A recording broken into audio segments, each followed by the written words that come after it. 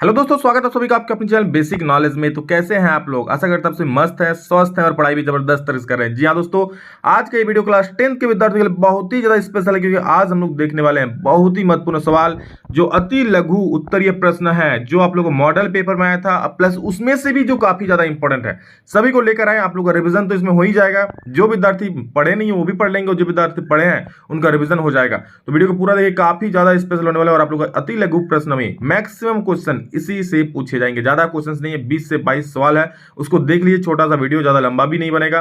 और सभी को शेयर जरूर कीजिए, झारखंड बोर्ड के हर एक विद्यार्थी के पास शेयर कीजिए, ताकि कोई सुन के भी, वीडियो का सुन भी लेगा ना तो एग्जाम में लिख के आएगा। मैं ऐसे आप लोगों को समझाऊंगा, ठीक है।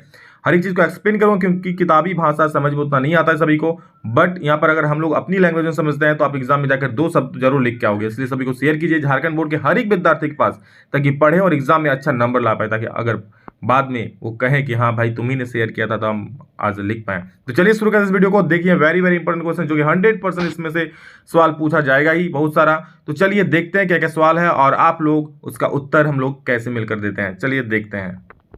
तो पहला सवाल देखिए क्या है कि पशुओं में प्लेग की तरह फैलने वाली बीमारी को क्या कहते हैं। दोस्तों बहुत आसान सवाल है और इंपॉर्टेंट भी है। जो प्लेग की तरह फैलता है उस बीमारी क्या रिंडरपेस्ट कहते हैं। आप सभी को मालूम है, जो कि पशुओं की एक बीमारी का नाम है। पशुओं में प्लेग की तरह फैलने वाली बीमारी को क्या कहते हैं? रिंडरपेस्ट। दोस्तों यहाँ पर 2 नंबर के सवाल है। यहाँ पर सिर्फ एक शब्द में, मतलब एक लाइन में, एक वाक्य में आंसर देना है, ठीक है। तो चलिए जिसका जितना बड़ा आंसर होगा उसके अनुसार लिखेंगे। और दोस्तों मैं एक वीडियो लाऊंगा कि कितने शब्दों में आंसर को लिखे, कि बहुत किसी का कमेंट आ रहा था, सर बताइए कितने शब्दों में आंसर को लिखना चाहिए। तो जल्दी उस पर एक वीडियो आएगा, उसको जरूर देखिएगा।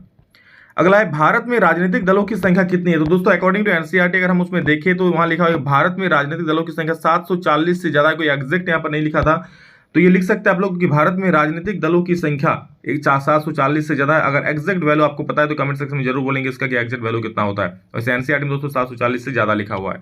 अगला सवाल देखिए, भाप इंजन का आविष्कार किसने किया। दोस्तों काफी ज्यादा बच्चों का इसमें कमेंट आ रहा था, सर भाप इंजन का आविष्कार जेम्स वाट ने किया। तो ध्यान से सुनिए यहाँ पर मेरी बात को।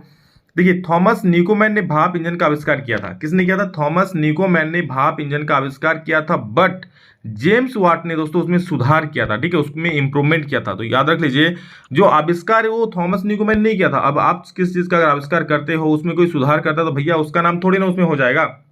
सबसे पहले आविष्कारक आप हो, बाद में कोई कितना उसमें इंप्रूवमेंट करे, लेकिन आपका है, आपका रहेगा, आपका नाम उसमें जुड़ा हुआ है, ठीक है। तो यह सही उत्तर हो गया। खनिज क्या है? तो पृथ्वी के भूपटपट्टी के अंदर, मतलब पृथ्वी के जो भूपटपट्टी है, जो जमीनी भाग, उसके अंदर जो पाई जाने वाली वह महत्वपूर्ण तत्व जो हमारे लिए उपयोगी होता है। मतलब पृथ्वी के भूपटपट्टी के अंदर कोई महत्वपूर्ण तत्व जब हमारे लिए पाया जाता है तो उसे हम लोग खनिज बोलते हैं। महत्वपूर्ण मतलब क्या? लोहा, सोना, चांदी, अरे पत्थर कंकर भी तो पाया जाता है, उसको क्यों खनिज नहीं बोलते हैं? अरे वो हमारे लिए महत्वपूर्ण है क्या? पत्थर उतना तो महत्वपूर्ण है ही नहीं, ठीक है। तो हमारे लिए जो अत्यंत महत्वपूर्ण होता है, जो हमारे लिए इंपॉर्टेंट होता है, उसी को हम लोग खनिज बोलते हैं, जो पृथ्वी के अंदर पाया जाता है। लोहा, सोना, तांबा, ये सारा चीज, समझ गए।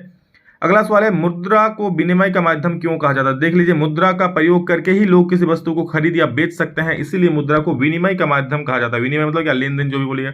तो मुद्रा जो है वो बीच का भूमिका निभाती है। मतलब उसके बिना आप ना किसी चीज को खरीद सकते हो और न ही किसी चीज को बेच सकते हो। भाई आपके पास पैसा ही नहीं है, जाके समोसा खा लोगे दो गो, फिर मार खाओगे, क्योंकि आपके पास पैसा नहीं है, आप क्या दोगे उसको, ठीक है। अब आपका चेहरा देख आपको समोसा थोड़ी खिलाएगा, वहां पैसा होना जरूरी है। अब कोई चीज आप बेच रहे हो, ठीक है, तो बेचने के लिए भी अब जो लेने आएगा उसके पास पैसा होना चाहिए। मतलब क्या? किसी भी चीज को खरीदने के लिए या बेचने के लिए, ठीक है, मुद्रा का उपयोग करके ही लोग किसी वस्तु को खरीद या बेच सकते हैं, इसलिए मुद्रा का माध्यम कहा जाता है। मान लीजिए कोई बेच रहा है तो उसको भी उसको वापस करने के लिए पैसा होना चाहिए। मतलब मुद्रा मेन भूमिका है यहाँ पर, ठीक है, और इसीलिए इसको विनिमय का माध्यम कहा जाता है, क्योंकि इसी से लेन देन होता है खरीद का। औद्योगिक क्रांति सर्वप्रथम कब और कहां प्रारंभ हुई। तो ध्यान से सुन लीजिए, औद्योगिक क्रांति यानी कि उद्योगों का क्रांति जब आई तो ये सर्वप्रथम दोस्तों इंग्लैंड में 18वीं शताब्दी के मध्य में प्रारंभ हुई थी। याद रखिएगा, इंग्लैंड में प्रारंभ हुई थी। और कब? 18वीं शताब्दी के मध्य में। याद रख लीजिए, इंग्लैंड में प्रारंभ हुई थी 18वीं शताब्दी के मध्य में। उदारीकरण से क्या तात्पर्य? नाम से दोस्तों समझ में नहीं आ रहा होगा, लेकिन ध्यान से सुन लीजिए, मैं समझा दूंगा। देखिए, सरकार कुछ ऐसी बाधाएं लगा देती है जिससे देश का विकास रुक जाता है, ठीक है। तो यहाँ पर उदारीकरण मतलब क्या है? उदारीकरण का अर्थ ऐसे नियंत्रण में ढील देना या उन्हें हटा लेना है जिससे आर्थिक विकास को बढ़ावा मिल रहे, ठीक है। अब सरकार मान लीजिए कुछ यहाँ पर रोक टोक लगा दिया कि अब कोई भी देश में आलू का व्यापार नहीं कर सकता है, तो भैया आलू तो ठप हो जाएगा ना। मतलब ये एग्जाम्पल मैंने बताया, तो इस प्रकार कुछ भी हो सकता है जो सरकार रूल ला सकती है। तो ऐसे नियंत्रण में ढील देना को ही क्या बोलते हैं, उदारीकरण कहते हैं। जो बाधा रहेंगी, उदारीकरण का अर्थ ऐसे है नियंत्रण में ढील देना है, जिससे आर्थिक विकास में क्या होगा, बढ़ावा मिलेगा। अगला सवाल है, आयात शुल्क से आप क्या समझते हो? तो किसी देश की सीमा पर उस देश में आयात होने वाली वस्तुओं पर लगने वाले शुल्क को आयात शुल्क कहते हैं। नहीं आसान में ध्यान से सुनिए, क्या बोला, किसी देश की सीमा पर, मतलब भारत है, हम लोग का ये भारत है, महान है, और ये पाकिस्तान है, ठीक है, जो कि दहान है, नीचे है, हम लोग का भारत ऊपर है। चलिए, ये है सीमा है, ये बॉर्डर है, क्या ये बॉर्डर है। अब आप यहाँ से जा रहे हो, ठीक है, तो उस देश में आयात होने वाली वस्तुओं पर लगने वाले शुल्क को आयात शुल्क कहते हैं। सीमा पर उस देश में आयात, अब मान लीजिए पाकिस्तान हम लोग को प्याज भेज रहा है, प्याज भेज रहा है, अब ये बॉर्डर में क्या है, बॉर्डर शुल्क लगेगा। भाई साहब तुम भारत में आना चाहोगे तो यहाँ पर बॉर्डर शुल्क देना पड़ेगा, सीमा शुल्क देना पड़ेगा, ठीक है। उसी शुल्क को क्या बोलते हैं यहाँ पर, आयात शुल्क कहते हैं, ठीक है। आयात शुल्क मतलब समझ गए कि किसी वस्तु पर जो आता है उस पर जो शुल्क लगता है उसे हम लोग क्या बोलते हैं, आयात शुल्क कहते हैं। अगला सवाल देखिए कि भारत में प्रथम आधुनिक वस्त्र मिल कब और कहां स्थापित किया। काफी महत्वपूर्ण सवाल इसमें देखिए क्या है कि भारत में प्रथम आधुनिक वस्त्र मिल की स्थापना तो 1818 में ही हुई थी।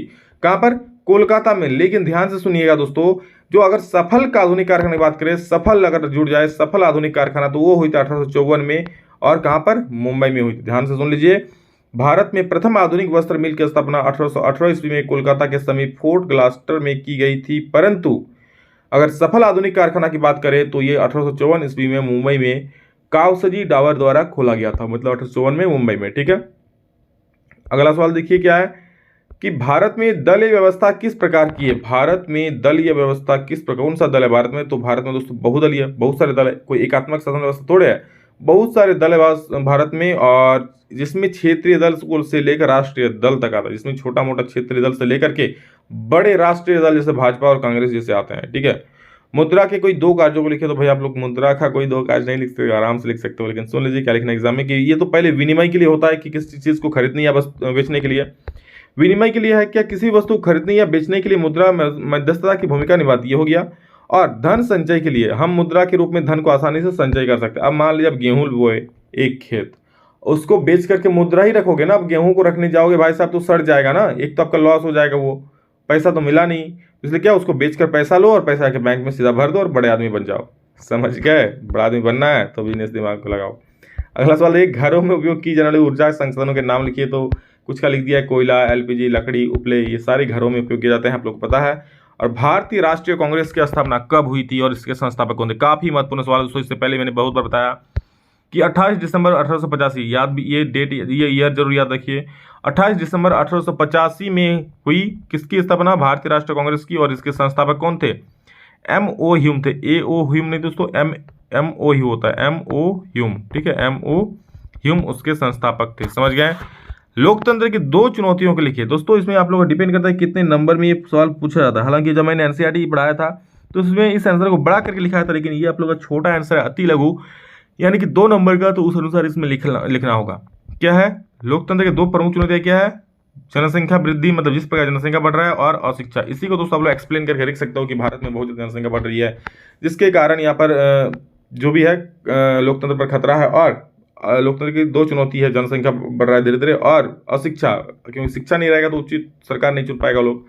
मुद्रा को परिभाषित कीजिए। तो देखिए, मुद्रा धन के उस रूप को कहते हैं जिससे दैनिक जीवन में क्रय और विक्रय की क्रियाएं होती है। इससे बढ़िया जो क्या बोलते हैं परिभाषा क्या हो सकती है कि मुद्रा उस धन को कहते हैं जिससे दैनिक जीवन में क्रय और विक्रय की क्रियाएं होती है। मतलब मुद्रा उस रूप को कहते हैं जिससे हम लोग दैनिक जीवन में कोई भी चीज खरीदते हैं या बेचते हैं, उसे ही तो मुद्रा कहते हैं, मनी कहते हैं, पैसा कहते हैं।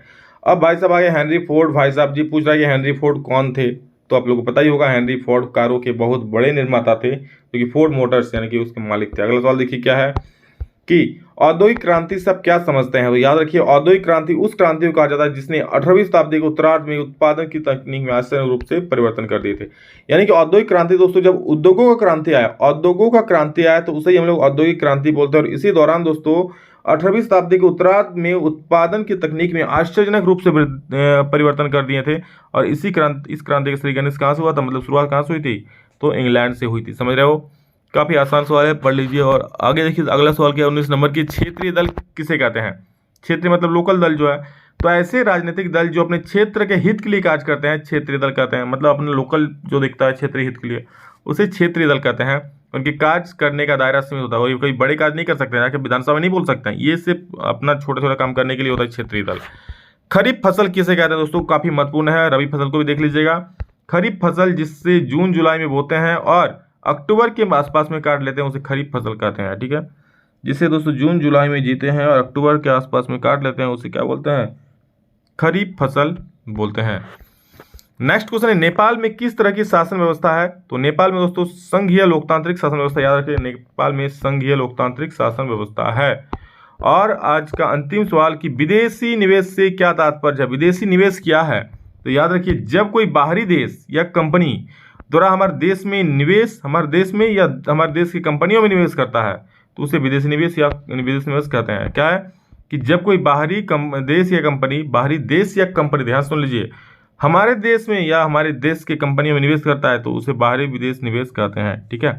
तो बस ये था दोस्तों कुछ इंपॉर्टेंट सवाल जो सभी दोस्तों को जरूर शेयर करिए ताकि सभी को लाभ मिले। देखिए अपने तक सीमित मत रखिए, दूसरों को बताइए, वो पढ़ लेगा तो आपका बुरा नहीं होगा। ये कोई कंपटीशन नहीं कि हाँ वो निकाल लेगा तो मेरा नहीं निकलेगा, बिल्कुल नहीं, ये गलतफहमी, ये धारणा में मत रहिए।